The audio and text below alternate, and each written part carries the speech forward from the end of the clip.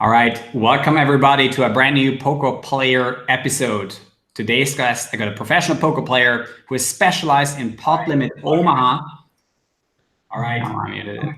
And he's been paying up to the highest stakes. Welcome, Danfiu, to the podcast. How are you doing? Hello, Andres. Thanks for having me. It's a pleasure to be here. Yeah, thanks for being here. As usual, I'll start with a question. What is your poker story? How did you get into poker? You're from Hungary, Budapest. How did it happen that you didn't do another job but play poker? That's a very good question. So basically, yes, I'm Hungarian. I just live outside of Budapest. I started playing poker like 10 years ago or something, and it was pretty random. One of my classmates showed me in high school in Denmark, and then I started like everyone else, like played in Play Money and some deposited some stuff. And the first year was pretty rough. I lost a lot, and then I thought that this game was pretty exciting. Then I met with PLO. So I've been playing PLO for like 9 years or so professionally. But first year was rough, and then I decided that I'm gonna go full-time pro. And I dropped out of high school, which I'm not proud of, but this is what it is. And then rest I just moved up to the stakes because I wanted so much, and now I play up to basically any stakes. And sometimes some Zoom 500 for practicing some stuff. Okay, awesome. Where would you have gone if you finished high school most likely? Was there any other particular dream that you had when you were a kid? Because you probably didn't dream of playing poker at first. It became that, but what was it when you were like 13, 14, 15? So all I remember is like when I was like 6, 7 years old, I always dreamed of that I was gonna be sitting in a room with like full of cash and just counting the money. That this is what I was dreaming of. So I wanted to be like a banker or some big bank guy. And then some pressure from parents and stuff told me to be a lawyer and doctor, because here in Hungary we have this fucking saying that if you have a good education, that you have a good job and blah blah blah. I think that's some bullshit, because one thing is important, that you have to be happy what you do. And I didn't know what I wanted to do until like 19 or 20 years. All I knew that I don't want to be on a path which like most of the Hungarians, like, you go to elementary school, you go to high school, you decide what kind of job like parents want, or you, because why the fuck do I wanna, sorry for swearing, but this topic is always getting me angry. Why do I have to decide when I'm like 16 or 17 years old, like what I should be doing rest of my life? I think it's bullshit. So all I knew, I don't want to go into the path, and I think poker gave me, or still gives me, the freedom I want, like both financially and the whole stuff. I think poker is like a tool for freedom in many ways. Yeah. Absolutely. I think it has been also one of my greatest motivation to pursue the path, because there's also traveling involved and just discovering the world, and just also getting to know the world from a different angle than from that 9-to-5 job that you're supposed to do and the way you're supposed to live. Because I thought that life was going to be pretty boring if I was going to go on the safe path, because I think when you grow up in Switzerland, which was in my case, for me, it was just, there was a safe route to be a teacher for the next 30, 40 years. I don't know, start a family and then just go into pension and then at some point die. I don't know. And I was also, to me, it was more exciting to follow this path of a little bit of uncertainty and try to go out there and do it all by myself. And here I'm on this poker path as well. So I can definitely relate to that. So for you, I just Googled it as well. There's a little bit of research in Budapest. The mean or the base salary that you're supposed to have, minimum wage, is 550 euros a month. So 9 years ago, when you discovered that you could actually be making money playing poker, did you win so quickly that you had the confidence to also tell your parents, hey, I'm gonna just play poker now. I'm making enough money. Did that go really quickly, or did you have a phase where you have to still trust yourself to go all in on this? Yeah, okay. So as I said, the first year was pretty rough, and there was like zero evidence that I am a winning player or I will be a winning player.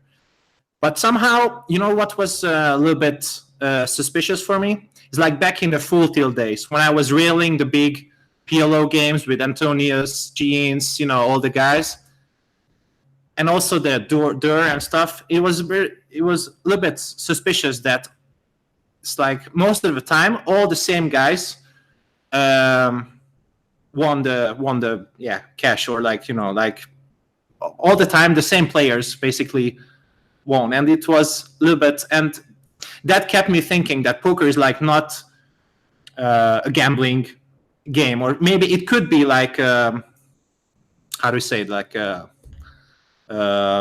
a gambling, so like not a game of chance, but it's a skill game. Yeah. And so there was zero evidence that I was like a winning player, but I still decided that I will try and I will succeed. And there was like one turning point in my career. Like the first coaching, I had around like a 3,000-4,000 USD bankroll back in the days. And there was like one of my good friends, John Beaupre. He founded the PLO Quick Pro. There was a chance to buy 10 lessons or 10 hours from him for 1K. And it was like 25% or 30% of my bankroll. And I was like, you know, I've never had a poker coaching before. Mm-hmm.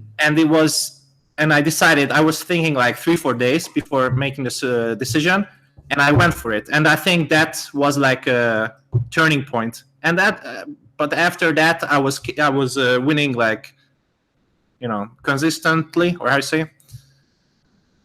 Yeah. And then the parents accepted it, and they saw like how I live, and, you know, like, you know, so I trusted myself, and then that's the most important thing I think you have to do in your life, to trust yourself in basically any situation. Yeah, they also saw all the money coming in. They saw the numbers probably as well. And I mean, if you have that 550 salary and then, you know, make your first 10, 20K, it is a lot more security than, for example, in a country like Switzerland, where I think a lot of people, they will struggle to go this route because it's just not attractive to do this. I mean, you just make so much more money elsewhere, at least until you reach the top 0.1 or 0.01 or whatever percentile in that region, where you will then exceed your potential income that you have from other jobs in Switzerland. So I guess you cross that line at some point. Did you at some point go from online poker to live poker, or what was your first experience going into live poker? Yeah, so the thing with live poker is that I've tried it like something like 7-8 years ago, the first. And the mistake I did in the beginning is that I tried to play the same strategy basically live as like online, which really didn't turn out to be good, because like to go a little bit into strategy, like it was like a full ring table, and I was ISOing the fish like, you know, pretty wide. There was like 6 people behind me and stuff, you know, like, and, you know, it was pretty, and I lost a lot playing live in the first. And then the more I went to these live series, to these EPTs and stuff, the more I realized like how I should be, you know, soften my game or change my game to be more compatible with the live stuff. But yeah, so I wouldn't call myself as a live regular. Like, you know, I'm not like a guy who goes for every EPT and traveling like crazy. But I still enjoy playing live, and that's one of my plans for the future, to be successful in live games, both cash games and MTTs. Okay, awesome. What was your favorite stop over the last few years when you talk about EPT or Vegas? So where did you feel the most welcome? I would say like Prague, EPT Prague has always been like a pretty good experience, because I think like not only the games are good, like but it's always in December, and there's like all the Hungarian poker players. Like we are like what, like 50 or like 80 people go there from Hungary, and we are all friends, and that's sort of like a social stuff. So it's pretty good to meet there, and it's December, everyone like has been working hard for the year, and it's pretty good for. But as for the games, like quality of the games, I think in Seefeld is Austria was pretty good, like a small place, and the Vegas games, like yeah, I would say those two. But as for the overall experience, I think Prague, and you have the good massage places and the extra stuff in Prague. So with the girls, so it's always nice. Yeah, of course. So yeah, I didn't expect Seefeld, to be honest, because that's actually 2 hours from where I live right now, and I've been there 2 years ago. And what was always bothering me in Seefeld was the smoking. Has that never bothered you? I mean, I don't quite remember because it was like I was there like twice or three times, but it was like many years ago. All I remember is like a very quiet place with a nice environment and with good games. Like so, but yeah. I mean, if smoking is allowed, then this is what it is, like, So it doesn't bother you if somebody smokes next to you at the table. Okay. Yeah, I mean, that's really good if you can get into also games when it doesn't bother you, because a lot of the best games, I think, in Austria, at least, they are played when people are smoking at the tables. Yeah. I think some friends could confirm that. So that, yeah, I always preferred a little bit the scene where it wasn't allowed. And I also liked Vegas a lot because you can always select, if you don't like a game, you can always go to the next one because there's so many things to choose from.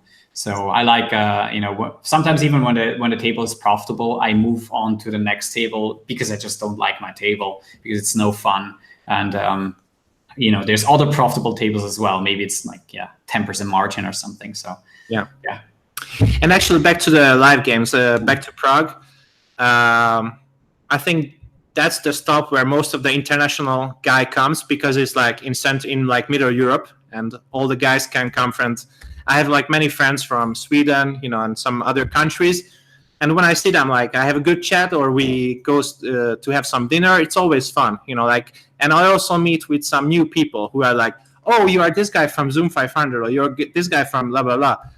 Because I like to connect a face to a person because that's more like that's more personal.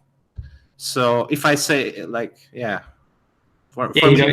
don't just see the alias, right? You also have some thoughts about who that player might be as a person, and then you're seeing the person in real life, and that's somewhat interesting in how that person thinks outside of poker, because you're not just talking poker with a person, but also about other areas of life, and that's very interesting how maybe the loose aggressive type talks about life or behaves as well in real, whereas maybe a tighter player also behaves differently in real. So I found it also always interesting to meet up with people and meet them in real life.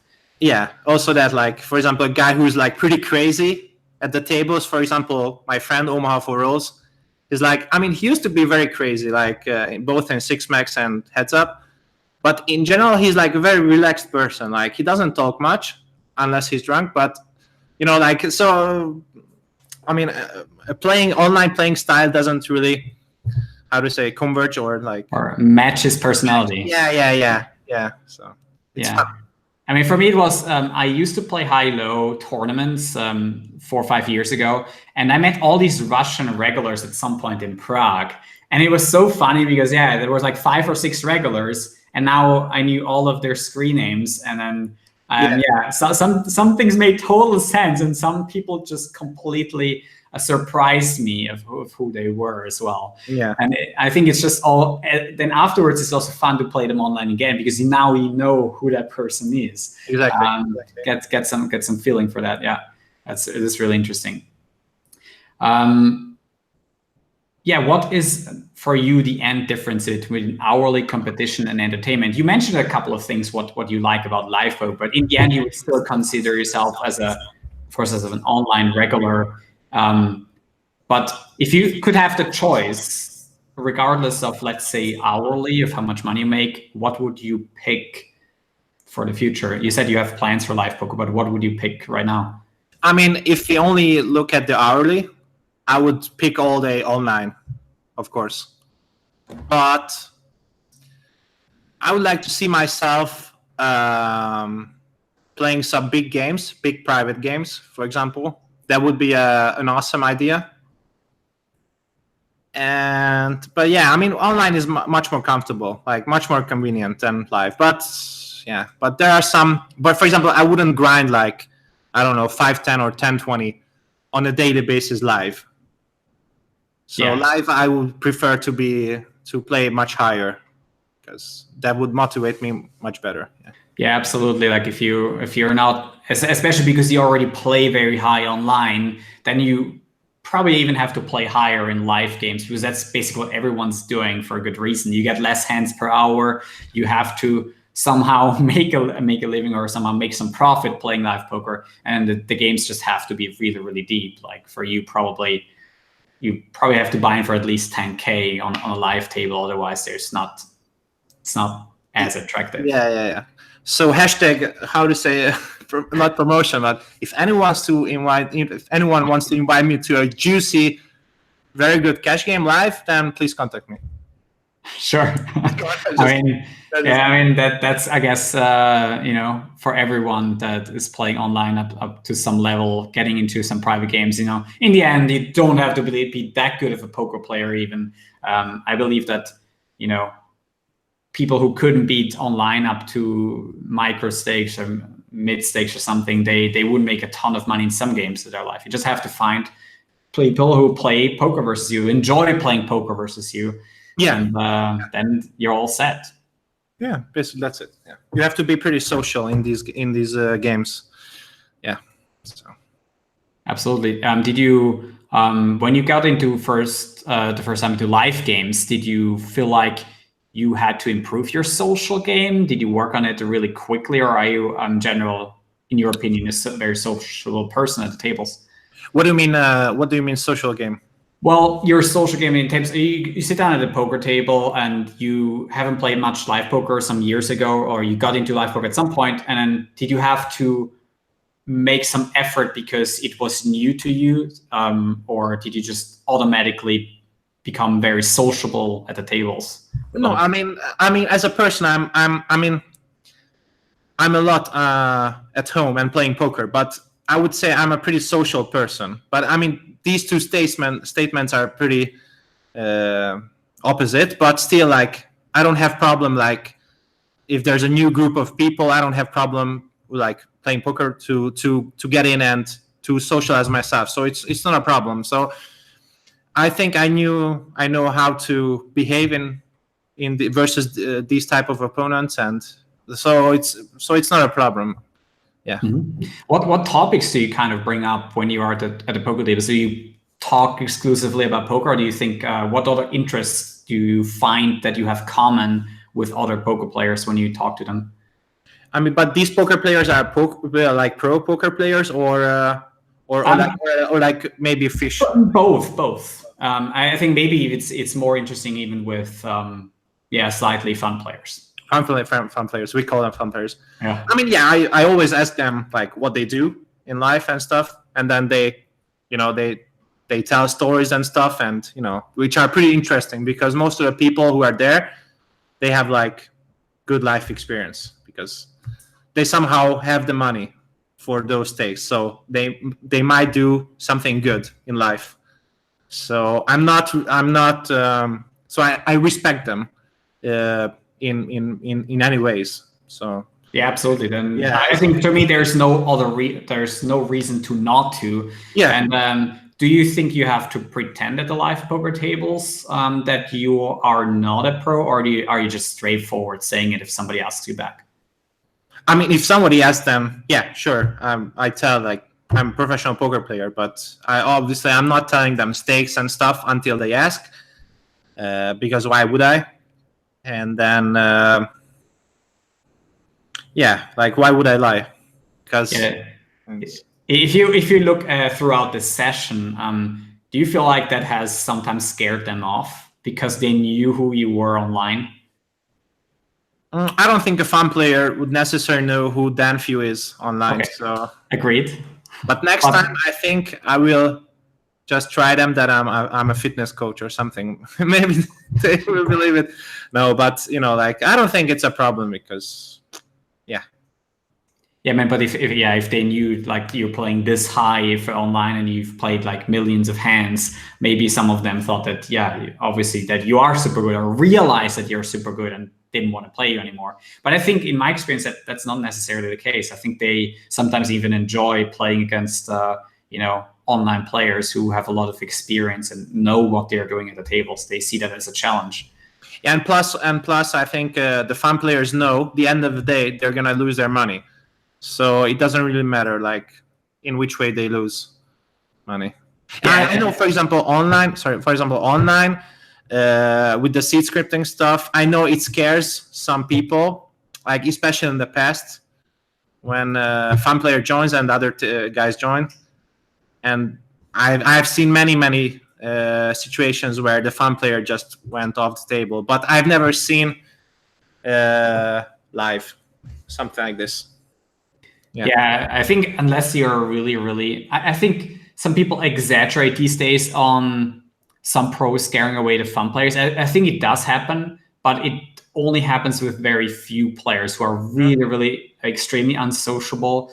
And I didn't have the experience so far that some pros were too ridiculous. I mean, I've seen them, but I don't think it's like the majority. It's just like some people who make poker no fun at the tables at all. And I'm sure that I've been guilty of that in some way or the other, but I've certainly also improved over the years and just make the experience of other players better at the tables when playing with them, and also trying to engage and talk about what they do in life. Yeah, totally. Yeah. I mean, there was some sessions where like a normal online poker player just puts the headphone and just never talks, and then I made that too. Some sessions in the beginning, not in the beginning, but like then I felt like it was very awkward and very not cool to do that on a live table, because it's a little bit maybe not good for the game. And I mean, in the chat, someone has asked whether you can enter the title a little bit differently. Well, this is the Poker Player Podcast, James Baker, and Danfiu is talking on Poker Live. It's not the Poker Live podcast, but just some correction. So also welcome to everyone in the chat in there. If you guys have any questions, obviously you can write it down, and we'll get back to it later as well, so that we have also some engagement here. And your questions obviously do matter. You can put it in there, and we get back to it later. So getting to the Poker Life, how is life for you in general? What are your thoughts on a day-to-day basis? What are they about? Yeah, that's like a pretty centered topic for me. Like I would say, like if you separate like poker and life, like in poker things are pretty good, but the other side, in life, in terms of health, happiness, all the stuff like productivity. Wow, you got a big ass stuff you drink from. No, I was just surprised. I was expecting it like. Well, it's a jug life. That's what they're calling it. Yeah. Okay. Sometimes it's just too lazy with a glass, and I always have the jug here, which I fill as often as possible during the day, because I used to not drink enough water. I was clearly leaked. Now I drink more water. Yeah, I also have this 2 liters stuff, but yeah. Oh, awesome. So the question was what? Well, I forgot. What was the question? Our life and the stuff. Yeah. You said that it was a pretty central topic. You said poker was going well, and then otherwise you're having some troubles or some. Yeah. So if I would have to rate on a scale of 10, like house poker and other stuff, I would rate poker is like 8 now in terms of everything, or like there's still a lot to improve, but life is around like 2 or 3. So I'm still struggling with the weight issues because I've been gaining a lot of weight within a short period of time, because I used to play basketball semi-professionally in Denmark, and then I was like 95 kilos and stuff. Now I'm like over 200. so I doubled the weight, and then so I've been overweight. I have been overweight for like 10 years or so, and I still struggle with the issue with this issue. And of course, this affects like the productivity, the social life, the relationships and stuff. But there are some trials. There are some tries to be more healthy, to be more consistent with the stuff, But there's always some setback, and so I'm not sure. Like I have to keep trying, as I told you earlier. Like. I think you've done step one. I think you've basically done the noticing what you are, where you're at. You said if you would rate yourself on life and on poker, you gave yourself those ratings, and that's really the step one that I see almost in every self-development course, to just rate yourself in different areas of your life. And it's, for me, I've also done this type of work and done it for like 10 different aspects. And then the next thing is basically to say, how would a 10 out of 10 look like? And then you have to do a lot of like, how would you describe a 10 out of 10 in life?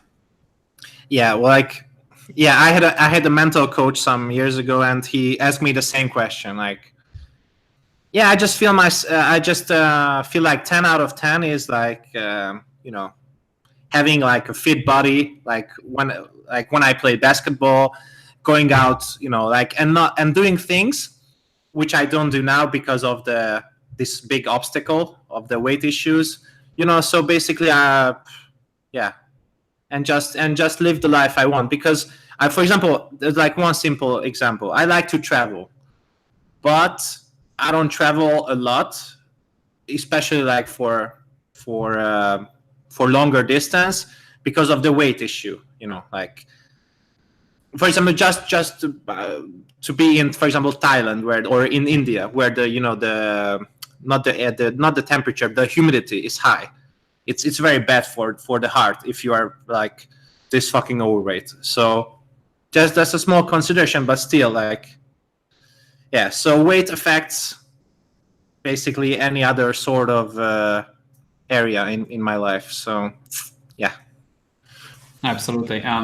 Also, Jana is asking in the chat, have you considered working with hypnotherapy, Elliot Rowe, because he's been working with a lot of poker players. Have you considered working with him? Yeah, I did some sessions with him, like, I don't know, 4 or 5 years ago. But it was good. And I tried a normal psychologist 2 times, like 2 different person, for like some months. I've tried many things. The only thing I haven't tried is like surgery. Okay.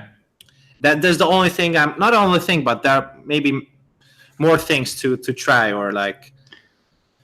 But Do you feel like in the end, what got you from not succeeding with the attempts that you had with those coaches, whether they were psychologists or or Elliot Rowe? You said it was good, but did you feel like, for example, accountability could have been the thing that in the end you couldn't really follow up with something daily? No, I think most of the attempts ended like me being lazy and just going back to poker, because, like, as we talked before, I maybe set too much effort and focus on poker, and the other areas, the resources are kind of empty. So when I decide myself, okay, I will change my life and I will just do and eat healthy, go to gym, and blah blah blah, then I put some of the poker resources to the life. Mm-hmm. But after some weeks, some 2-3 weeks period, these resources go back to poker, because I love poker so much, and this is the area where I'm confident, playing basically any games and have good results. And maybe I choose the safe route. As for you, it should have been, but the teacher in Switzerland with the 30 or 40 years, blah blah, and so because, and also maybe one of my leaks is like I'm pretty impatient in, for example, because I gained these kilos, within a short period of time, and maybe my brain thinks that I'm gonna have to lose, for example, 100 kilos in like 1 year, which is like first impossible or like it's not healthy. So, but rationally, I know this is like bullshit, and it has to be like a longer project. But so all these attempts failed, I think, because of me. Yeah. So I have to be pretty honest with myself, also with when I'm playing poker. Like this is another topic, but the most I improved when I realized that the most I improved when I started being honest to myself in poker, because like very, very long time ago, I didn't listen to anyone giving me advice. Yeah, I know I'm aggro, blah, blah. Because for example, in the past, I used to think that EV lines, the EV line doesn't matter. It's just the playing style, because I was It just made up. yeah, it's just so yeah. And then some clever friends told me like, hey, Danfiu, like this is not what you think. And then they explained, and that was like a big shock for me. And then after that, I started listening to smarter people, like getting good coaches, good poker network, blah, blah, blah. And so this is a key to improvement, to be honest to yourself. This is not like a big secret. Yeah, I mean, for you, I can really tell that, for example, you said you have poker coaches, and poker coaching has worked for you. You started with Joe Prey, and you work with other coaches along the road in the last 9 years. So it's not that you're not basically taking on this advice from other people. It's just that you put all eggs in one basket, basically, and just go, because you love poker so much, and you just put everything in, in that area. And then, you've basically used your willpower all for that area of your life. Yeah, and plus I have to start learning say no to things. For example, quitting a poker session. I have like hard times quitting a poker session, like because the fun player is there. It's like 5 a.m. I would still grind like 10 hours if the fun player was there. But things are not like that, because then sleep schedule fucks up, and like the next day I have to. So the thing I'm also missing from is like the discipline thing.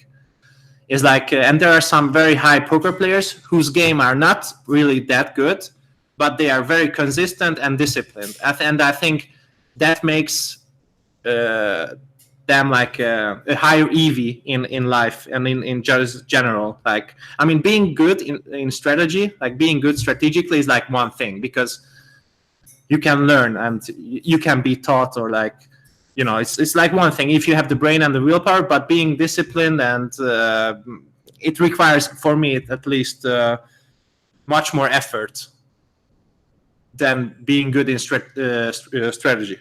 Yeah, absolutely. I also see, I have some time ago, I've also made this one course where I talked about the different areas of poker, because I'm coaching also some poker players, and mostly micro stakes players, and sometimes mid stakes, sometimes live players. And I try to tell them that from my own experience, I know that you're going to have different obstacles depending on your personality, but it's not all about strategy. Like, strategy is a big part of the game, and without it, you can never win. But so many other things on the long term, if you think in the range of 10, 20 years, can cost you your hourly as well.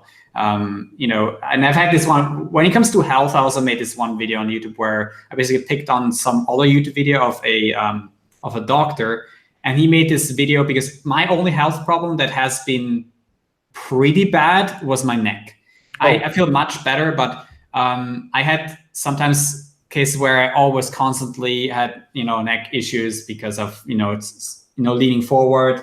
I have this one posture belt which reminds me to keep my back straight, and also have a standing desk which I'm using more often these days. Again, sometimes I use it with a treadmill, but these were just attempts of making that better. But he made that one sentence very clear to me in that video, and he said, "Yeah, you don't want to amass some wealth in poker. Let's say you make 1 million in poker within like a decade, 2, or whatever, and then always have to buy back with that money your health." And that's basically was always a very big concern of mine. So not to get too degenerate with my poker life, and having my awareness sometimes when I went too far, and also in terms of overwork sometimes, just constantly doing things, doing also social media, not just poker, and then not taking enough relaxation time off.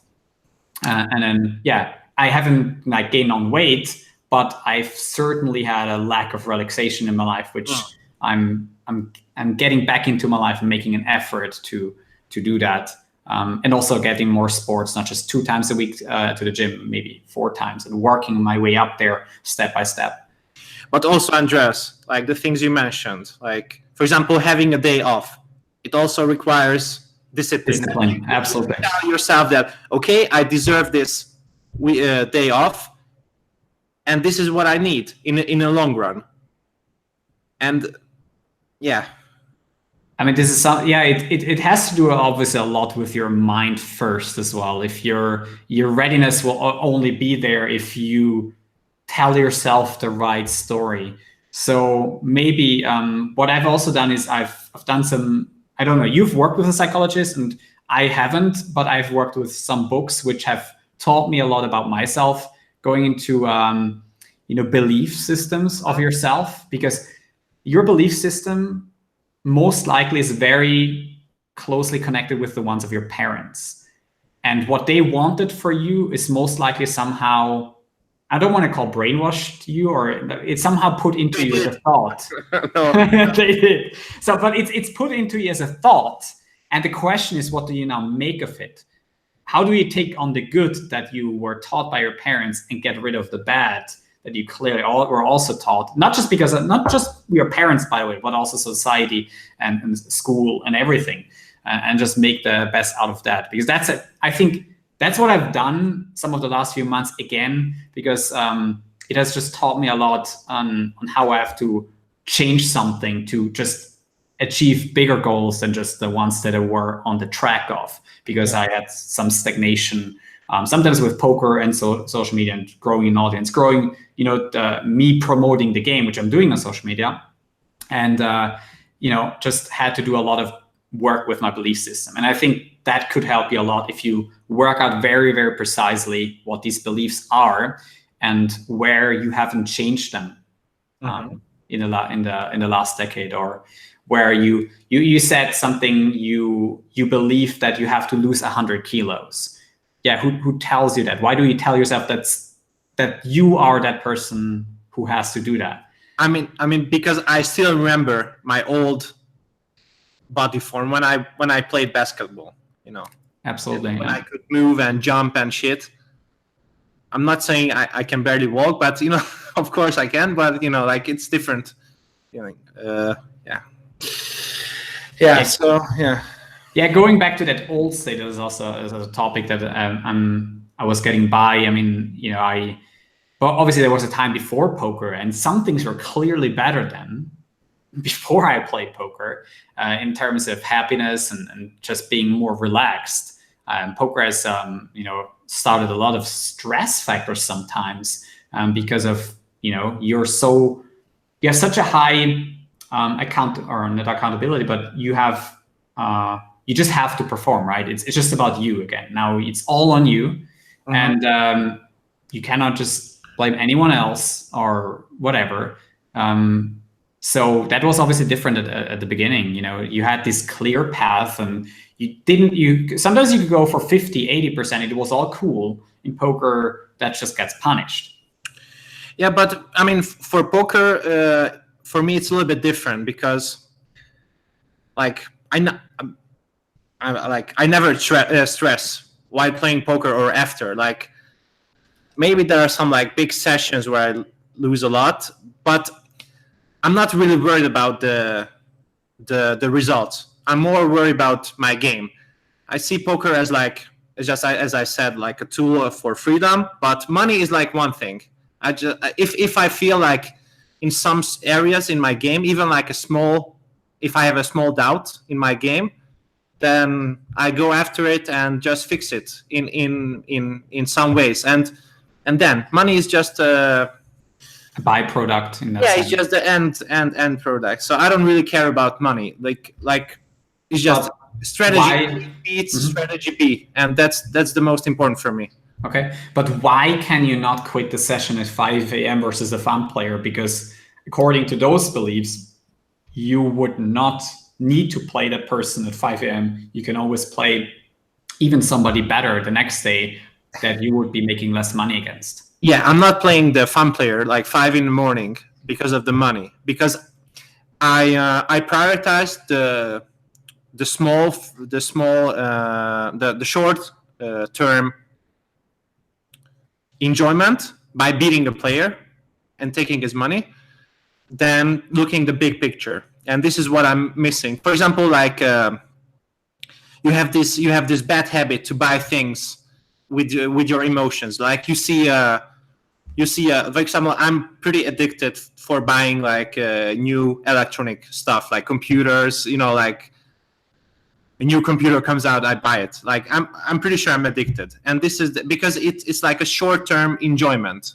So I seek the same enjoyment, not to repeat the word, the same feeling when not quitting the session. It's like so I have to improve on that for sure.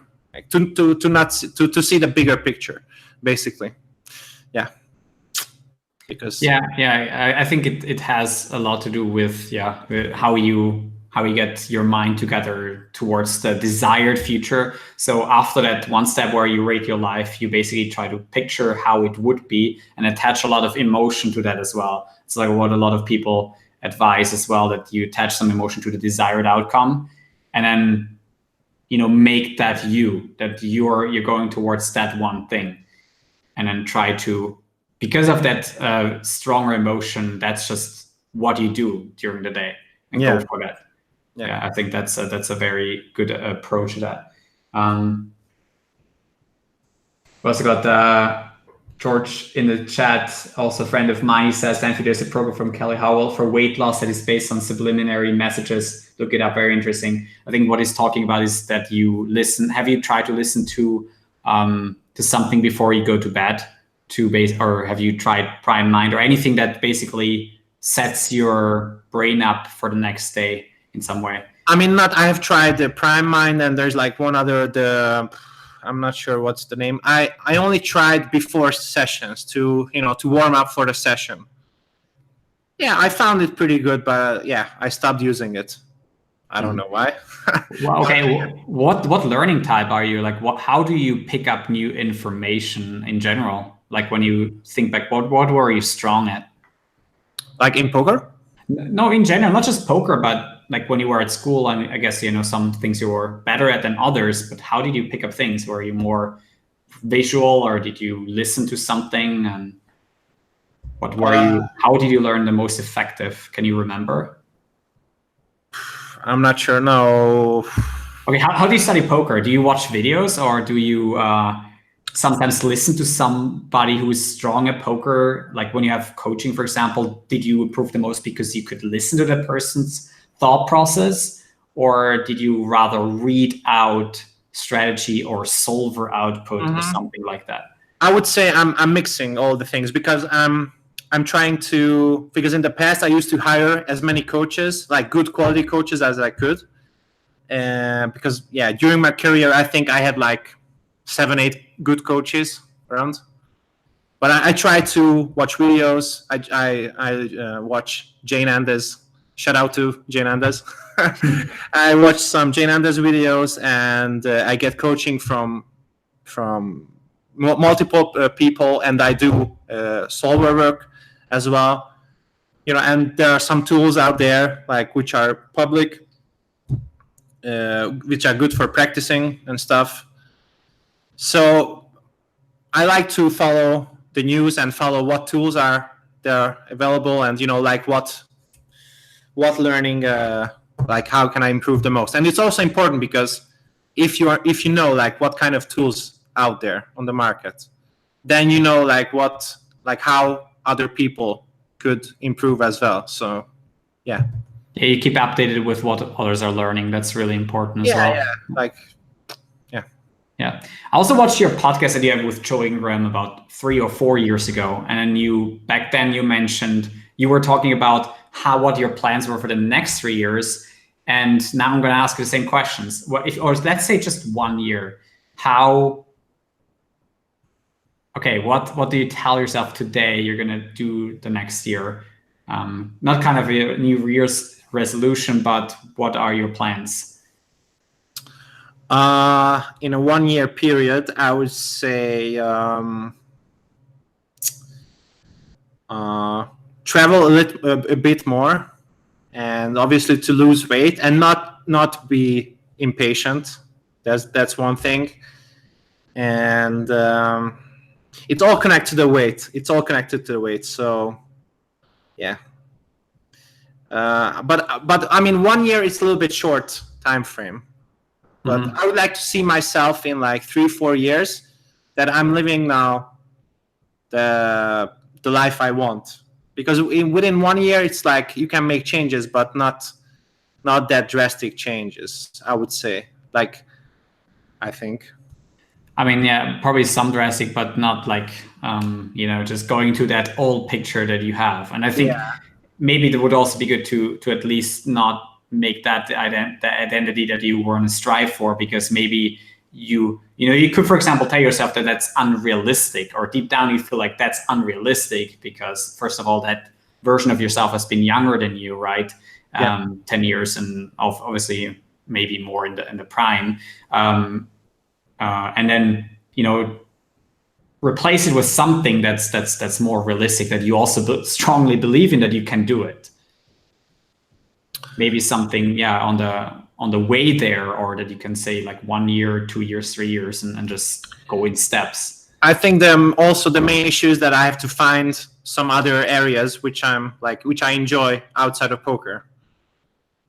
For example, as I told you earlier, I like to go to the gym. I like to work out because I know how to work hard, and like I know sweating is good, and all the feeling is pretty good. But from home to the gym, that's the crucial part. So I mean, I think in the long run, eating healthy and going to the gym and this sort of lifestyle would benefit me, and I would enjoy that in the long run, obviously, like because I know myself.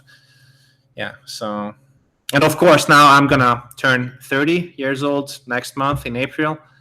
Then obviously the family comes into the picture. Like I would like to have a family and stuff within like, I don't know, 5-8 years, like a kid and stuff. Okay. So yeah, that also. Yeah. But I mean, I'm not worried. Like I'm not like, women start to, when they are like 30 something, they're like, oh no, my life is over and blah, blah, blah. So I'm not like that, but yeah. Yeah, of course. I mean, you can also have a younger partner, and then that's obviously much better for men than for women. Yeah. As we have we have more time basically to make those big altering life decisions. Quite happy about that, to be honest, because I'm also already 30. So I didn't want to make an absolute decision of whether I do want to start a family the next 10 years or not. So yeah, it's you still have time. What? You still have time. Yeah, absolutely, and it's not like the biological clock, which is more the case with women, of course. See with. And this says also habits can change overnight. He's saying. I mean, sometimes that's true. Like if you think about some people, there's really good examples out there who have had, for example, is that your dog? No, my cat. Yeah, my dog. Yeah. Yeah, I just saw it small in the window down there. Nézd csak, ott van egy kopasz bácsi. Nézd csak. No, it's just, she loves, caring and stuff, and yeah. No, I just wanted to show the audience like how sweet she is. Like, yeah, I have her like for like 3 years now around, and it was one of my best decisions in life. So if someone watching the podcast and now hesitating to have a dog or not, then I would strongly recommend to have like to adopt a dog. Yes. Has it made you go for some walks? Obviously, you have to walk the dog, right? Yes. How often do you go a day? Like, I mean, winter period it's more crucial, but I try to do like once a day because I live in a big house with a garden. and it's much easier. But obviously, the more, the better for the dog. Yeah. So more walk is better. yeah. The more rake is not better, as the Grano said, but more walk for the dog is better. Yeah. More walk for the dog is better. Yeah. I mean, that would have been a totally other story, like your experience. But then we would go back immediately on some other topic. Maybe it wouldn't be too good. Like, have you experienced like a big change for yourself now, or because you play so high and Rakeback is it's still, of course, it was a thing, but has it changed your environment? Yeah, how much? Or I mean, I've never cared about Rakeback, to be honest. Like, even when I was playing like PLO 100 or like 50 PLO 50, where I knew that Rakeback, like having a good Rakeback deal, but back in the days you could have like more than 100% Rakeback on for example some iPoker skins. If you combined some, like, it was insane. But now those days are gone. But I don't care, because I would like to have a high win rate than getting a good Rakeback deal. So yeah, you're basically just still crushing the games. It's not like it takes away too much. And on high stakes, like, rake is not really an issue like that much. Yeah, especially if you're playing the fun player and you're basically slightly winning or breaking even versus the regulars, then obviously that's not as much of a deal. Yeah, I just saw that there was a lot of heads up action. I think you were in there as well. Were you playing like 25-50 in the Zoom pool? Or how often are you playing in those? I mean, Zoom heads up? Yeah. No, that was not me. No, you weren't in there. The biggest area I would have to improve on in poker is like definitely heads up. Like, I really suck at heads up. But the only thing is, like, I haven't really looked into the strategy. So I'm pretty sure if I go after it, like, then I will learn some days. Yeah, soon. It was a little bit frustrating because last year the W Coupe, like, I became twice second. Mm-hmm. Like, and it was like a little bit frustrating that I've never won a scoop or W Coupe or any coupe. But this scoop, I'm ready to put something on the table. Or you want to take down the title. Yes, this is what matters. Like, but I have to improve on playing heads up. That's for sure. Yeah. Absolutely. Yeah. So, I mean, for you, in the end, it sounds like you're a lot about it's very, very pure form of a poker player. I would say you're not about the money. You really want to get as best or as good as you can at the games, and in some way that could really change your life, knowing that you are this way, because you probably have reached a very big deal of your independence financially with your being of a high stakes poker player, and now you can just find so much. Theoretically, you can find really a lot of time with your life goal of losing weight and putting a lot of your effort into that. Yes, but I have to prioritize. I have to give the effort and the focus to other things, and this is hard if you love the game. So if you're seeing the poker as like from a monetary, or how to say, perspective, then you say, okay, I have reached this amount of bankroll and stuff, but I'm not. I enjoy playing poker and doing strategy, and the more strategy, or the more like new things I find out, the more I'm interested in the game and stuff. So, but isn't it and also working like a reward system as well? I mean, you're basically getting rewarded on a daily basis, and where would you say would you rate yourself from terms of addiction? Because if you say that it's a repetitive reward and you cannot really find yourself to dedicate or have the discipline to do something else because you enjoy poker so much. So you're getting the rewards in poker because you're super good at it, you're making money, you're beating these guys at 5 a.m. and it gives you a good feeling because you want to still beat the person. You don't want to just take his money, you just want to beat the person. Yeah. So where would you say when do you cross the line of that being an addiction, of being you And in an addiction, of the terms of like, how would I define addiction? You cannot really do anything but that. You just cannot change that. I mean, I can change, and I hope I will change to be more disciplined, as we talked about. But I'm pretty sure, like, literally all the poker players, like professional poker players, are sort of addicted in some ways. I'm pretty sure. Like, for example, I know, like, for example, Omaha Four Rolls. I come up with him because he's a little bit extraordinary in many ways. Like, he's pretty obsessed with poker. Like he thinks 24 hours a day poker, and I'm the same guy. So yeah, I mean, I don't know what else was the question about, or yeah, I really meant it in terms of not being able to stop. For example, what would it? Maybe I should go from the other way around. If you weren't allowed to play poker, like what was the longest period you haven't played poker in the last 10 years? Was there a period of days where you haven't played poker? I think it was around like 3 weeks or 2.5 weeks.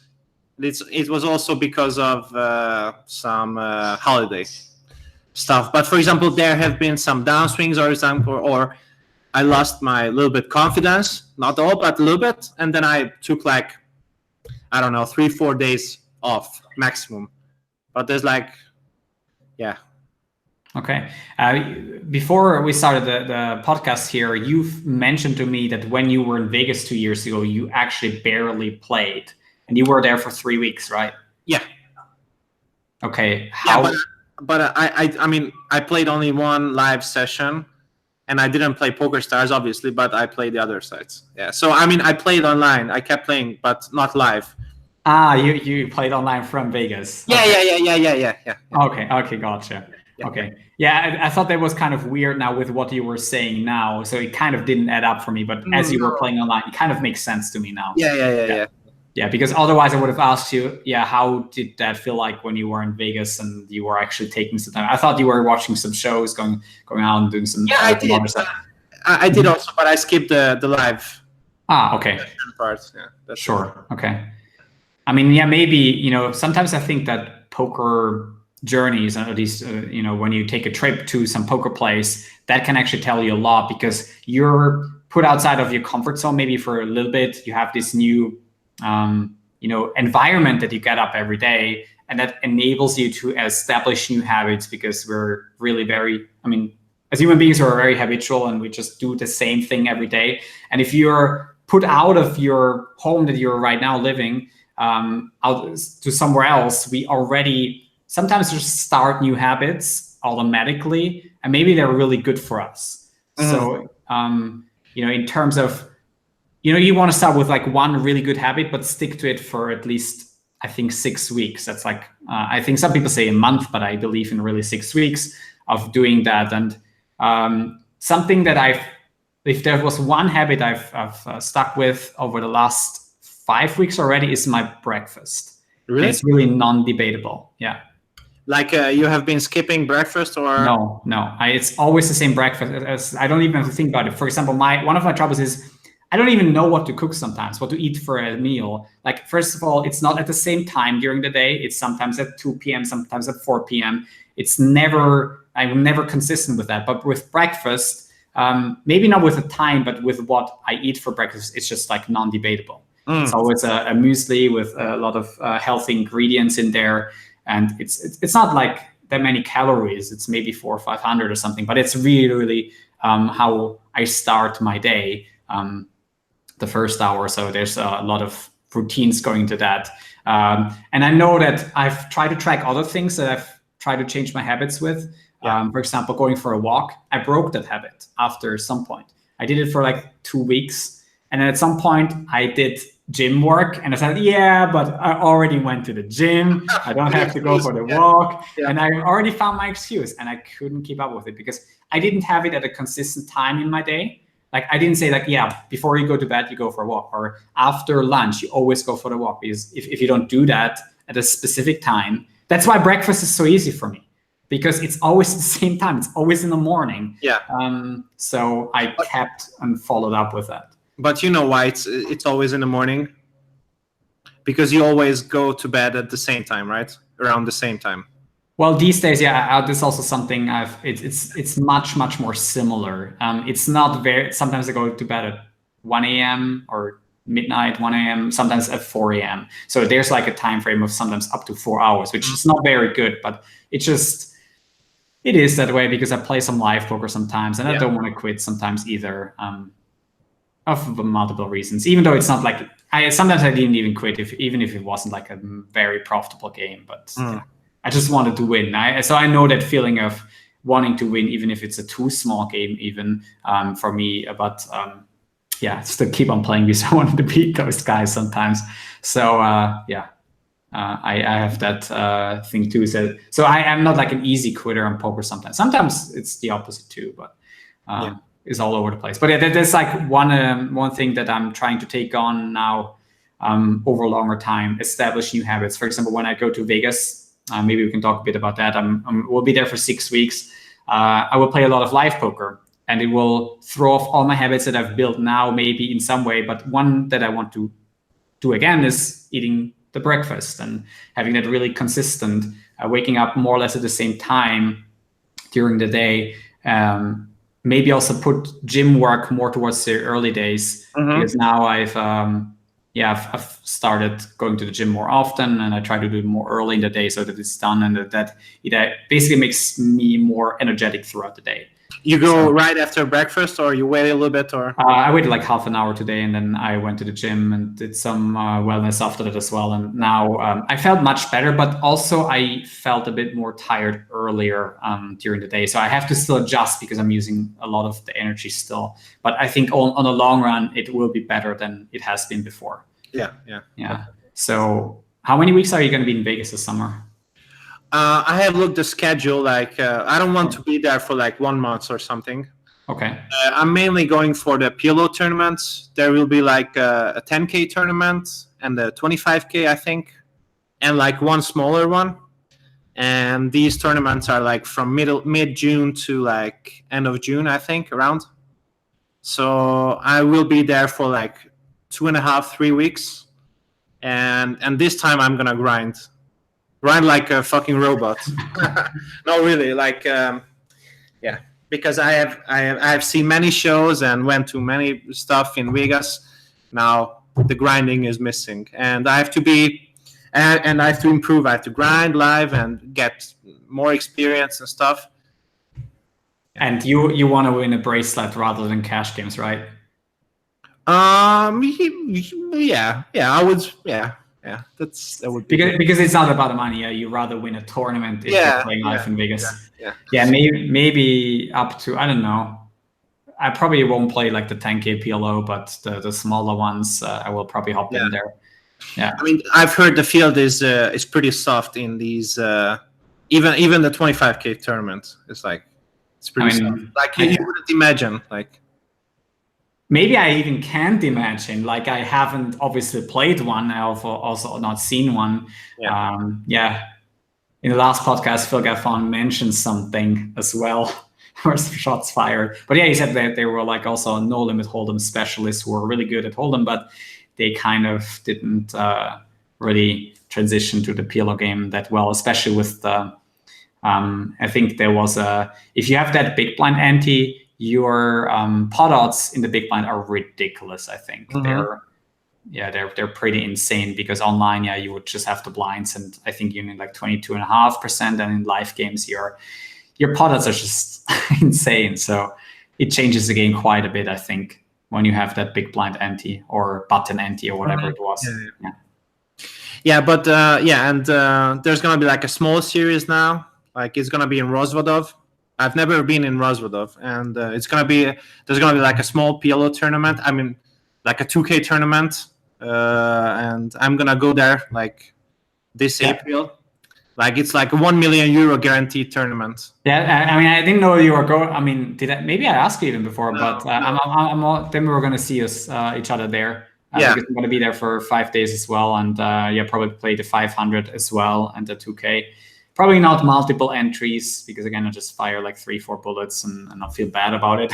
Yeah. But yeah, definitely gonna take one entry in the 1 million guaranteed. That's pretty cool tournament, I think. But have you been in Rozvadov before? Yes, and I played some 1025. It hasn't gone so well back then. Pretty bad memories to Rozvadov because I just lost all day. But yeah, granted it back elsewhere and gonna take another shot. It's a bit weird in the ad. I mean, there's some good stuff, of course. There's lots of poker action, but I think in terms of habits, it's not the greatest place to establish something. So I planned there to be there for like 3 weeks, and in the end, I left after like 10 or 14 days because it just has been too much. Also, the being in that casino, yeah. Sometimes I went outside, but yeah, I wouldn't want to be there for like too long. Yeah, but it's obviously great poker action, so I enjoy playing poker there. Yeah, this is one of my concerns, but I have to take a look. Like some friends told me, like there's literally nothing to do in Rozvadov, like besides playing poker, and there are some places where you can get some good girls, and that's it. So yeah, so I would imagine. Yeah, there's like some also just massage places, and of course there's a small gym in Rozvadov, and there is yeah, that's about it. A small gym. There's a sauna and some steam room that you can go for like $10 or something a day. That's also pretty nice, I think, just to relax a little bit. But other than that, there's not much to do. I mean, if you go in summer, I think the forest in Rozvadov is also really nice if you go for a walk. Are you going to bring your dog, or are you going to leave it at home? No, I'm going to bring the dog. You're going to bring the dog? Yeah, okay. Yeah. I'm going to ask the hotel if it's allowed, and yeah. Yeah, but I mean, go for a walk with the dog. I mean, yeah. Having a walk in Rozvadov is really nice. I mean, a lot of poker players obviously don't go out to have a walk, but I think it's really nice. Yeah. Actually, someone asked in the chat, like, sure, yeah, that like who the top 10 PLO players are. Top 10, just top 10? Top 10, Levente Govalir. He has like, yeah, it's like top 10 PLO players. I mean, I wouldn't say top 10, but if we separate the Zoom 500 pool and, for example, the regular like PLO 1020 plus, I mean, we could do this, but just separate for Zoom 500. Like, I mean, guys to watch out for.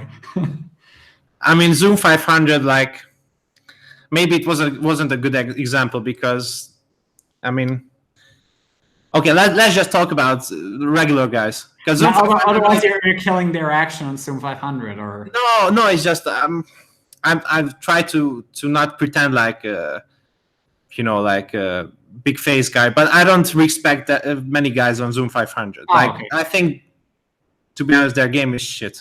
I mean, like no thing, but okay, shots fired.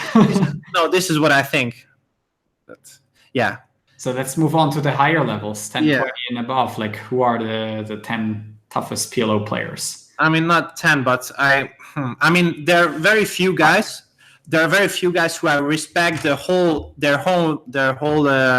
game overall. For example, Grazvis, I think he's the best right now in terms of six max. I respect his game overall because he Grazvis, right? Lithuanian guy. I mean, I've seen his screen name and I've seen him play, but I don't know him. Yeah. Yeah. So yeah, he's the toughest person I've ever played with.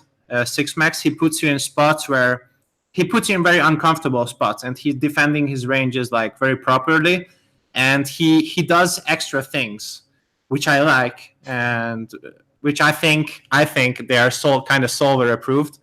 So yeah. But there are some guys, so him and obviously Barry's sweet, but Barry doesn't really play that much nowadays. Only like I've seen him playing with True Teller or Action Freak maybe. I'm not sure, heads up. But six max, I don't see him that much. But I respect his game. He's sometimes a little bit overdoing stuff, but he's like he's a beast. And then there are some players who I respect, not their overall game, but for example, a player like Jeans. I respect his results, and he's got some pretty big leaks. I mean, versus a GTO bot, for example. But I respect the consistency, the discipline, and the whole how he thinks about poker and how he has a very fucking solid mindset. And yeah, he has very good results. But yeah, like, but I would put my money on Gresvis, for example, all day long, like, because I like people who do like extraordinary stuff, like, you know, like being good pre-flop is like one thing, because since Monker, like, it's pretty easy to get the ranges and to memorize the patterns and the key cards and stuff. And are there multiple players you would say on those limits that haven't done that and they're just playing street poker still or something like that? Players? Yeah, so to speak. I don't think. I mean 10, 20 plus. I think literally, like, maybe there's like one Finnish guy. It doesn't matter who he is. Maybe he doesn't do solver, but most of the guys do in sort of one way. There are some guys who like really like disappear for like 2 weeks, and I think they are in the lab for like the 2 days, because I'm also interested in. We haven't talked about this. For example, if I like to like soft spy on people, like, you know, like, for example, if regular doesn't play for like 1 week and he's like a big grinder, then I start looking like what he's doing, and if he's on a vacation or if he's running bad, or I look up my database or something, like, to see, like, you know, like why he's not grinding, basically.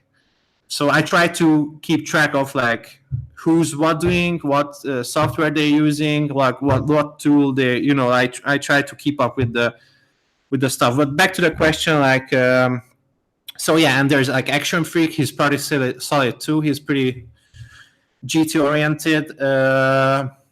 Yeah, so there are very few people who I would say their overall game is good. I'm not saying mine is good. Mine is also full of leaks. You know, but yeah, but sounds all very critical, of course. But I think that's very normal for high stakes players. That they're, I think that separates a lot of. If I discovered something in the people who play the higher stakes, they're very, very critical still of that level of game, even though it is the top of the players already. And then a lot of the mid-stakes people, they already think they're crushers, even though they just literally can't be. I mean, yeah. They might have a good game compared to every 90, 95, whatever percent are under them, but yeah. Because I like to obviously the first leaks I'm fixing is like the big, which causing me the big EV losses, like those center spots, those common spots. But there are some small stuff which are very important and very interesting, and it's pretty good to work on. Like, and not many people work on those spots. I'm not gonna say which spots, but yeah, I like to analyze some part of game which many people don't do, basically. Yeah, also zooming out and looking at the big picture and trying to cut out the piece of the puzzle that should give you then an edge, because you get rid of those leaks that others then are still having, probably. Yeah. Because in the past, for example, I used to do some, all right, I'm going to do button versus big blind, single raise but in position. All right, let's construct C-bet range, blah, blah. Let's construct proper defending range, blah, blah. Mm-hmm. But this is like a so common spot that not everybody, but most of the people want to C-bet. And since Jane Anders started releasing his content and, and Monker and stuff, so people started playing pretty good in those high frequency spots, basically. But yeah. So yeah, you're then going from what is probably common sense to go for high frequency spots first, which is definitely what the Pilo Mastermind has done a lot, going to 3-bet pots in resale situations, and then going into single raise pots, blind versus button. This is really what a lot of people in your environment have been doing already. So you're doing the opposite. You're going into low frequency spots that that people have larger deviations in those spots that are low frequency, and therefore you can capture more win rate in those. I mean, not very, very low frequency, but like, no, I wouldn't go detail into this. Absolutely. But yeah, I get the point. I think so that it's not just something that. I mean, a lot of this discussion I think has been happening in the Zoom 500 no limit pool as well. I think Sauce has made this one video where he talked about changing his bet sizing from 33% all over the place, over multiple streets, and making people's minimum defense frequencies uncomfortable because they were just so used to this auto c-bet of 33%, and were defending really properly versus that, so that he just changed up that meta game and just made his own bet sizes where people just didn't know how to respond to that anymore, which I thought was really sounded that went into a similar direction of basically also a bit meta game, because I think a lot of the poker win rate gets captured, especially when the pool gets small, in meta game understanding of what people's choices are, and you basically staying one level ahead of them and adjusting properly to that. And I think people sometimes don't even understand it on a solver basis, but they understand it on an intuitive sense of from the flop to the river, for instance, that they just understand where people's, for example, bluff frequency are then too high or too low by the river, and just maybe also a little bit of the field player background. And I think that's sometimes a lot worth more, at least on the short term, mid-term, but on the long run, I guess, and maybe that's also your opinion, solver work will still prevail at some point. I mean, exclusively. What does prevail mean? I mean, that it basically is going to be the end game. And that's, like years ago, it wasn't. And a lot of players, they were okay without it. But then in the end, as time goes on, maybe in 2024, in 5 years, that not only the flop solutions are there to study them, but also turn river spots, and that we just have to browse through database or and basically play as close to GTO and understanding where people aren't and adjusting to that. And that's basically the way. I mean, I wouldn't be worried that. I mean, I wouldn't be that worried about that. For example, people will start playing GTO in PLO because it's really like a hard game compared to Hold'em.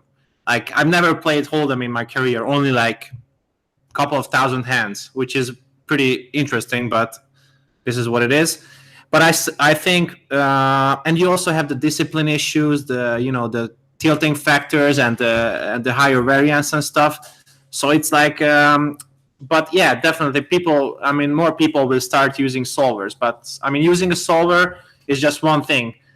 Using it right is the other thing, and getting the right information and using that information correctly is like another thing. So I'm not really worried about that, people, because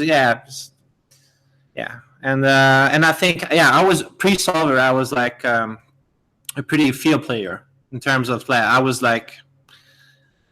just trying to exploit people like pretty hard and stuff. And today I try to do that sometimes. But but since solver and I got good coaching from GTO oriented coaches, it put me like another universe in terms of ranges and blockers and blah, blah, blah. So just finding the right people who you can learn from is, if it's a friend or a coach or your neighbor or something, it doesn't matter. So. You mentioned at the beginning you were working with John Barbet. Is there anyone you want to give out credits or shout outs to who has improved your game the most, or is that more secret? Yeah, it's not a secret that I have worked with, not anymore. I've worked with Phil Rockmore, Card Quant. He used to run the Quadrophobia blog and the Card Quant now it calls. And I have had like I don't know. I think more than 100 hours, 100 lessons with him. Plus, I watched his courses. He's like, and also I respect him because he's how to say, he's inventing new stuff, or like he thinks a little bit outside of box. So he's not like a soul. He's not monk oriented, is he? Yeah. So yeah, and but it makes sense what he teaches, and I also respect him as a person because he's pretty wise, and he has given me many like advice, which like. So he's pretty smart in general, and yeah, and I also met him in London some years ago, and we had a good talk. And so as a he's a yeah, and other than that, yeah, there haven't been, I mean, recently many coaches who had this impression. So those two guys, John Beaupré, so he got you started basically. Yeah. Okay, awesome. Phil, who, So any questions or something? Yeah, let's see if the chat has any questions, and then I got also some more here. Actually, Jainam just asked, like, I saw it's like my cat has been missing for like now 4 or 5 months, but and he asked if the cat has returned, and unfortunately no, the cat has not returned. So yeah. Oh, you used to have a cat and a dog, so they were friendly, always with each other. And I also have a parrot, like a talking parrot. It's in the background. I don't know if the camera can see it. It's like in that cage. Maybe I zoom in. Yeah, you can. Wait, you have to talk so that it is on you. Oh, okay. Now you see. I mean, I don't know if the camera is. Now it's fully zoomed in. I don't know. It's possible to see the bird.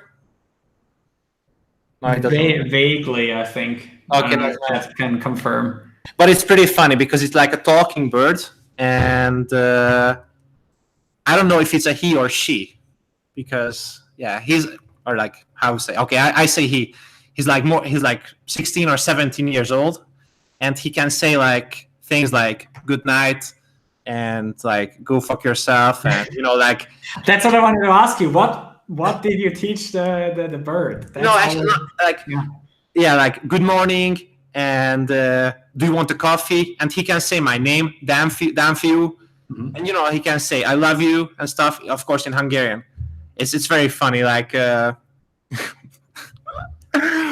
like kurva anyád, which means like fuck your mother. it's like very funny. So yeah, I teach him some stuff, and my friends teach him stuff, and but it's not like you tell him like one sentence like 5 times and he's gonna repeat. It's not like that. It takes time, and but it's very funny. Yeah. He wouldn't repeat something for us now. If you say what was that, kurvanya? Kurvanya. No, I'm not sure. Like now it's like bedtime for him. So. Oh, okay, it's too late. Yeah. But if you do you have any regrets of going the poker path? Probably not, but if are there any regrets in terms of also education, because you said you dropped out of high school, and have you ever imagined how life would be if you weren't going down this path? Yeah, sometimes, but like there's like 0% chance. Like I regret what I've done because this was my choice, and I'm happy with the choice. If I wasn't happy, I wouldn't play poker. Like I told my friends or somebody, like I will stop playing poker the time I don't feel the desire and the same.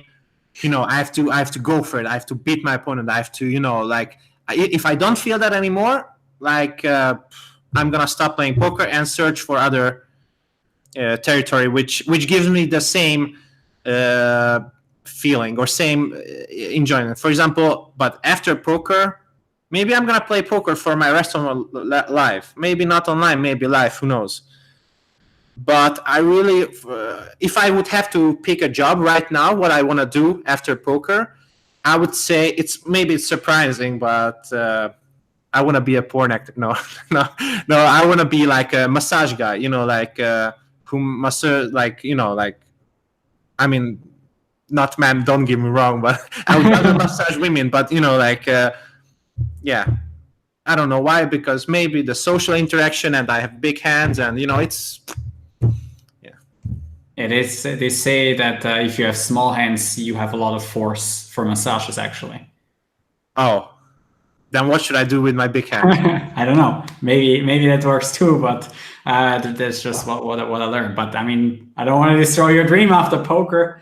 I mean, go for that, of course, if that's what you want. But yeah, I mean, that's obviously completely different. Yeah, another question would be, who in life, I mean, you said a lot about respect. I think that's a really central word that you've used today in this podcast. Who do you look up to outside of the poker world? Yeah, let's go for that first. Outside of poker world, so this person doesn't play poker at all. No. Then that's a hard question. Well, since I'm within this poker circle, then I don't really have much interaction with people who don't play poker, and so if it's just someone you think you inspired you in general as well, you don't even have to know that person personally.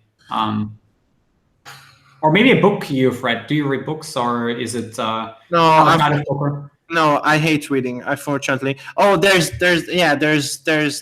two guys on Instagram who's like, it's related to the weight loss. Like basically they just record everything on Instagram in a rational way. That's how much weight they lost doing, CrossFit and stuff.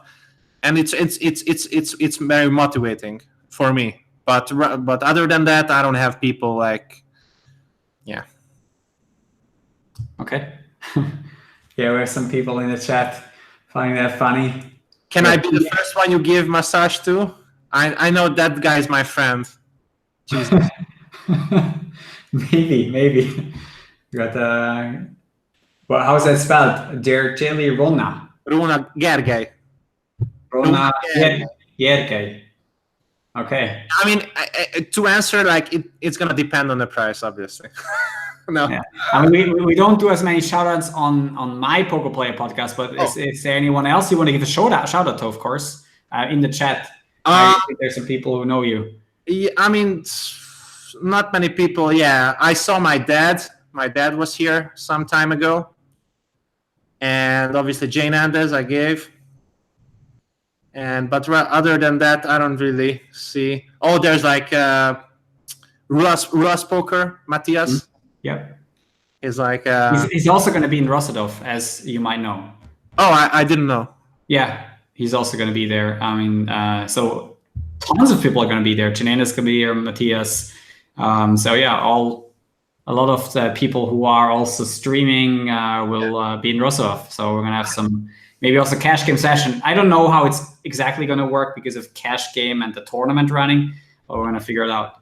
Yeah. Okay. But yeah, Chen has also already announced that he was going to take you for a run. Is that something? Sorry, Jane, does can you please write like, because my dad, like, he was like writing in the chat like, I'm Danfiu's dad. And then Jane and I thought that guy, like my dad, was trolling that he was my dad. No. I think your dad was also on your other podcast. Yeah. Right. But it's funny. Jane and this thought that he was trolling. Like my dad was trolling that he's my dad. Okay. No, that was that's real. Yeah. Not everyone's trolls in the internet world. There's some real stuff still. But I mean, if you think rationally, like, who the fuck wants to troll that? He's Danfiu's dad. Isn't a little bit pervert? Hey, I'm Danfiu's dad, right? I don't know. I'm your father, Luke, or something. I don't know. This is it has been a joke for a while, so it could be around. Yeah. Okay. Yeah, I mean, what would you? Also, another questions related to that decision point 9 years ago. What would you tell your younger self 10 years younger? Um, yeah, I think it's like earning the money is like one thing, but I have been pretty bad. I'm improving, but the keeping the money and to do something with the money or to not spend on useless things, I'm pretty good at spending money on useless things. Like I'm very good at it. So I would say money management is like one thing I would do differently. But rather than that, like and just to don't waste my time because I'm not like 30. To don't waste like this 10-year period between 20 and 30 that much on poker. So to be a little bit more balanced. So these two things. Yeah. Mm-hmm. Well, you still get the chance now to change about that. Yeah. So yeah. I guess sometimes these questions, when you say, okay, what advice would you give your younger self? Then I mean, guess what? In 10 years, you might say about Danfiu of 30 years old, you could have spent more time doing that. And why don't you just do that instead and right away go for it? Yeah, I mean, that's a question. No. That's just a thought. Yeah, because I thought these questions are sometimes really, clear. Maybe that in some time you would ask yourself the question again, and you can instead do it right away and follow through with where you wanna go, where you think it just makes the most sense. All right. I mean, we talked a lot about what your greatest strengths and weaknesses are a little bit. And I mean, in terms of your reflection of where you're at life, I think that's, but what if it outside of poker, what was your greatest strength at school? Or is it like, you're super interested in strategy. Why was it poker and not something else? Chess, for instance, it could have been chess. That's a good question. I've never thought about it. And I don't mean Joey's chess from last time. Yeah. I didn't understand that. That I like playing chess. Okay. I don't know. I really can't. But the only thing I know that in high school and elementary school, I liked math a lot. Like I like to sit there if I had like an exam or like an exercise. I was sitting there for like 6 hours and I was sitting there until I solved it. It was like 10 in the evening or midnight but I still was sitting there. This part I was enjoying. So I would rather sit there and solve some mathematical something for like, I don't know, 5 hours rather than to learn something about Hungarian culture or Hungarian literature. I would just puke about on it But I don't know why poker, because I don't know. I felt like this was like not a game of chance. Like I mean, it was like a skill game or like something you can solve with your brain. I didn't have the proof, but I felt like this was going on, as I said earlier. Yeah, biggest strength. I think if I wanna achieve something or like. Not the weight. For example, if I know that if there's a problem, then I go after it until I solve it. Mm-hmm. And did you think that poker was just a very fair game in some sense? Is that also because there's a lot of maybe also long-term justice in poker? Or is that not important to you? I don't really understand the question.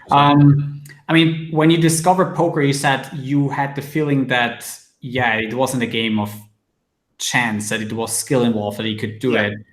So that it was also in the form, that there was a lot of justice about the game.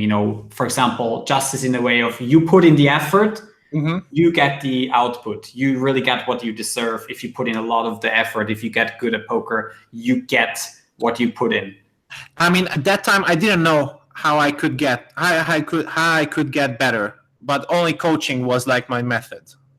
But I didn't know like what path. Now I see like, okay, I'm here. Here's what I want. This is the path. There are multiple paths for the success, but I know which one is the optimal for me in poker. But in the past, I didn't know. Yeah, and I think in the end, you see that picture clearly. And to me, if you can become successful at one thing, like you do at poker, I'm 100% sure it could be anything. For example, your weight loss. If you transform that same dedication to that thing, that you just want to better your situation. And this is some advice that I got from a friend, Purple Pills. He told me, look, if you constantly think about that thing that you want to improve upon, you're just naturally going that route. It's just there's no other way. And in your terms, I can just pass it on from him and say, this is just how I feel probably about how you can better your situation. If you constantly, day by day, think of going that route and then taking on these small actions, because that's just what you're naturally about to do each day, then you're going to the right direction. Because I think that's how he got successful with poker, because you just love the game, and maybe you have to fall in love with the process of losing weight. Maybe it's not just the end result of going back to that basketball player that you were, but loving the increments that you're making, the small goals that you're reaching. Might that be some new milestone of reaching in terms of going for a walk, or how many minutes you can do X, Y, Z. That might be something that you love doing, and there's no opponent, a real opponent, but there's still one opponent, that is still yourself. And that's sometimes that's the person the hardest to beat, and not just what you do in poker. I mean, I can only agree. Like, you don't have to compare yourself to other people, just to set some goal and to just beat it. And then if all clear, then the next goal comes. And this is that simple. So, yeah. Thank you very much, James Baker. I'm glad you're finding some inspiration. Also, Matthias says purple. Yeah, I'm sure we'll miss him. I hope he's going to come back to poker and streaming a little bit. I always enjoy his streams. Chat, if you quickly shoot some more questions, maybe you can fit them in. How long would it take for a total starter to reach an okay level of the game? Danny Boyhan says, he's also a Hungarian player, I would imagine. Let's say beating mid-stakes up to 2-5. What would you say, person? Total starter to reach an okay level of the game, I say beating mixer. Like, if I would have to start like today my poker career, knowing like how hard it is to, I think right now we have to be pretty honest. Like, it's pretty hard for a guy who just starts playing poker to reach even like mid stakes. So I think around like 4 or 5 years, I would say. From the very start. From PLO 10. But as a starter, I wouldn't even start with PLO because it's just so hard and so, it's just so hard.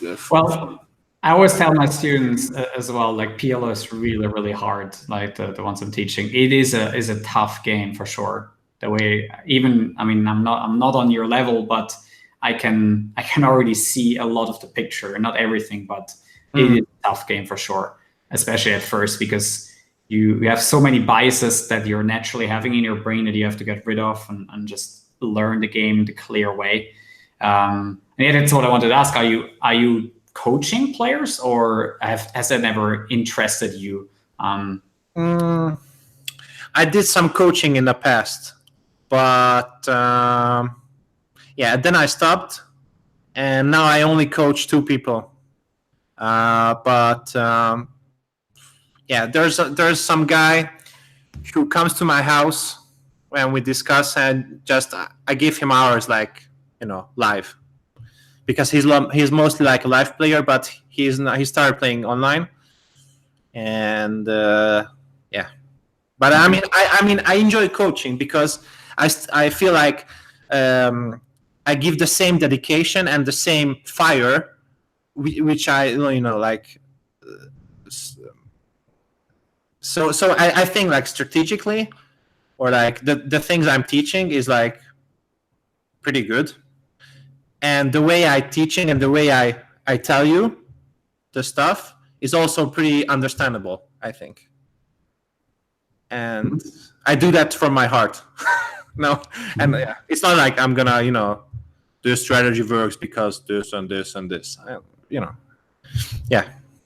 Yeah, of course, you have to absolutely know also there's no conflict of interest that you want someone that you coach to succeed, and you put in a lot of effort into asking yourself what that student needs and what's the best way for that person to improve and get better.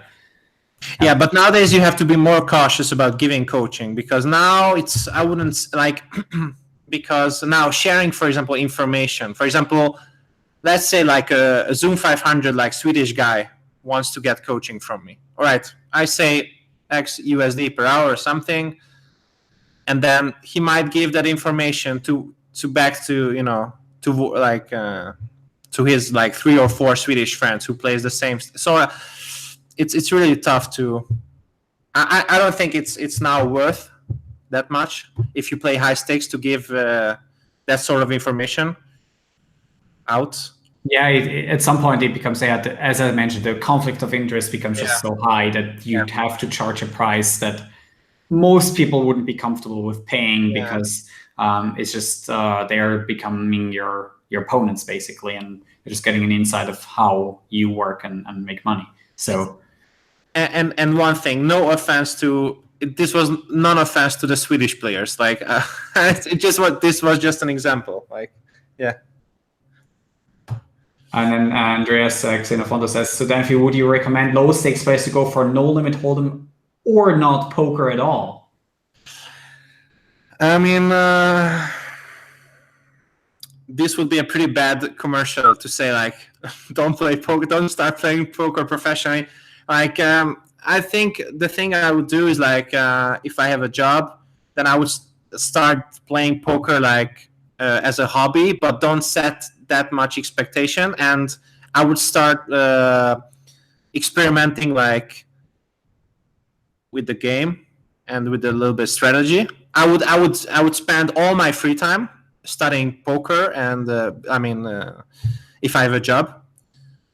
But I mean, going from zero, if you don't have financial, like for example, if you don't have like 1 year something money put on the side, I wouldn't even thinking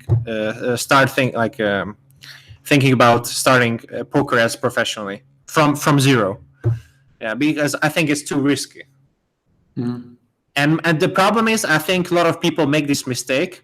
It's like many people, for example, in Hungary, they have like an average salary of like 600 euros, let's say. That's a normal average salary. Maybe Budapest like 800 euros. But that's like nothing for other countries. A lot of people start playing poker because of the money.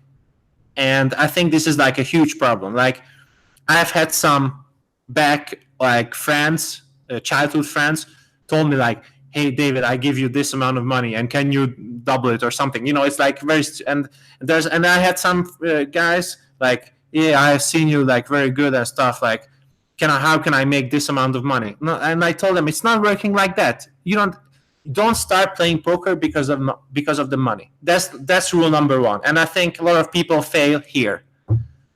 Yeah, I'm pretty sure, I haven't asked them, but I think like 90% of the high stakes guys, they don't play because of the money. I'm very, very sure. And it's not because they have the money. They just have this attitude and this mentality that money is just, as I said, just an output of a good performance. Yeah, it's just a byproduct, not what you're going for, basically. Yeah. And that's really, really great advice. Couldn't agree more.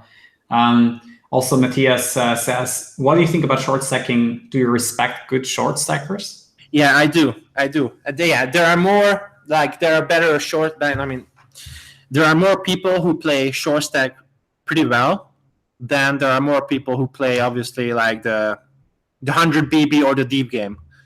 Because obviously, like, learning, I only started playing short stack and learning like 1 year ago or something, 1.5 maximum, maybe 1 year ago. and it's much easier to adapt, to learn the preflop ranges, and it's just basically a much easier strategy. Yeah, it's like there are some guys who play pretty solid and with pretty precise ranges. Short stack, yeah. Yeah, and I think a lot of principles can be then applied to deep stack poker as well. You just understand like the equity. I mean, I think so much is just also equity driven. There's the deeper it gets, the more blocker based it is, and at 50 big blinds, it's just everything's just based on equity, and very, very rarely just on blockers. So you understand how the chances in PLO are just constructed for you to win the hand. And that's what I like about short stacking as well. It has taught me a lot as well, and my awareness of 100 big blinds, and we cannot learn enough of every stack size and how that changes the game tree and everything. So much in the game, or listen more and more. And that's why I like basically 100 BB or deeper games much better, because I can put much pressure on my opponents on later streets where they make the biggest mistakes. Because people, I think they're pretty, how to put it in a nice way. They're not very competent in turn and river stuff. Like, they are pretty weak, and they are not. Okay. Most of the guys. So I think the deeper the game is, the more edge, I think, because I can have worse. Maybe, this is what I think. Absolutely. All right. Then I want to ask you, okay, that's okay for chat. Who do you think should be my next guest here on the Poker Player podcast? Do you know anyone who would make a great fit? Yes. Now we talk about, I think Matthias would be a pretty good one. He was already on the podcast. Oh, he was already. Okay, my bad. Okay. No worries. He seemed like a pretty good candidate. Not in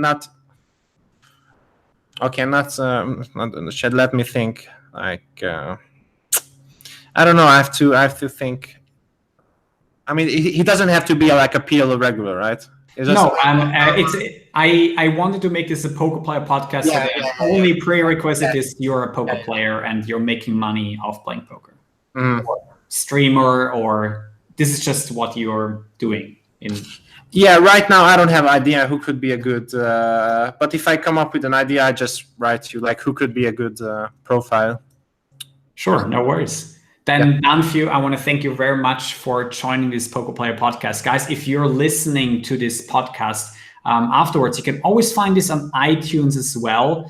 Basically there's another, I think this was the 11th episode of the Poker Player podcast. You can find another 10 episodes here on YouTube where it's with live camera and on iTunes as mentioned. I want to thank you guys also for hanging out here in the chat.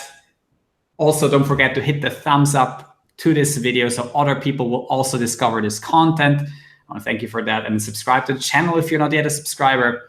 And I want to have you have the last word. Yeah, just someone wrote Omar for roles.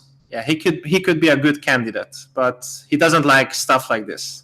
But thank you for the invitation. It was a pleasure. We talked about some good stuff, and let's crush the future, I would say, in any ways.